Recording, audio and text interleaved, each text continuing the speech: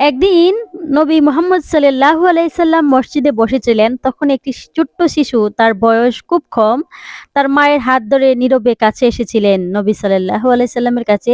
শিশুটির মুখে কিছু উদ্বেগ এবং ভয় ছিল, কারণ তার মা অসুস্থ ছিল কিছুটা। মা ভাবছিলেন কিভাবে নবী সাল্লাল্লাহু আলাইহি সাল্লাম তার শিশুর জন্য দোয়া করবেন।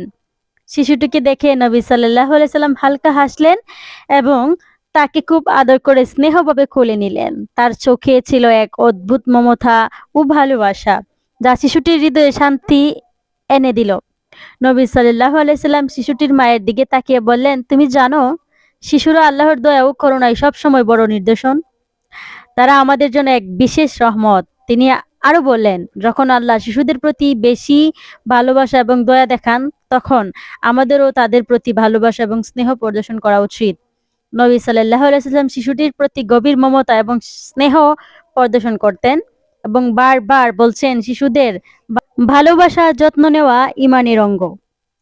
হ্যাঁ, শিশুদের যত্নের প্রতি নবী করিম সাল্লাল্লাহু আলাইহি সাল্লাম আরো বললেন যে, নবীর সামনে এসে যখন কোনো শিশু বসে থাকতেন, তখন তিনি কোলে নিয়ে তাকে স্নেহ ভরে দিতেন।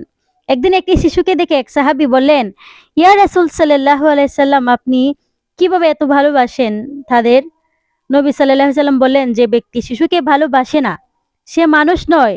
আল্লাহ তার দয়া দিয়ে সেই ব্যক্তির অন্তরকে পরিশুদ্ধ করেন, যে শিশুর প্রতি ভালোবাসা ও সহানুভূতি প্রদর্শন করেন।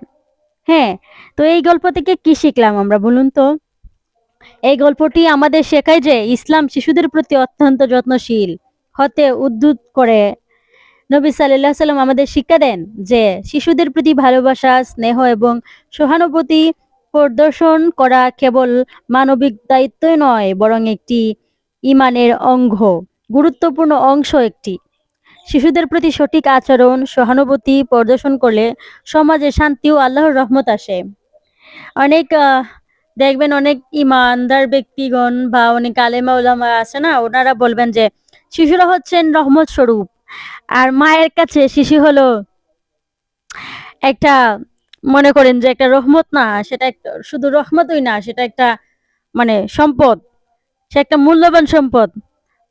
একটা শিশু থাকা মানে, একটা সন্তান থাকা মানে জীবনে সুখ শান্তি পরিপূর্ণ থাকা, তাই না?